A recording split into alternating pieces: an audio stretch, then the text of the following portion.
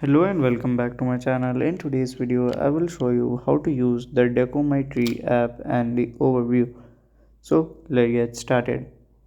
So first I will just open my Deco My Tree app. Okay. So basically this app only works in the Christmas. Okay. So Christmas week. So now the Christmas week has been over. It's February month.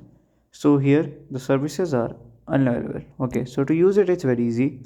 You can directly open the app and from there you can just send the direct messages to your friend. Okay, so you can directly add your friend in the Christmas and you can send a gift or a message from the like trees, and like this you can do it.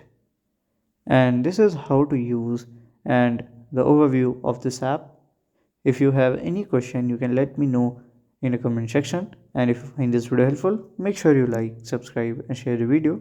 Thank you for watching.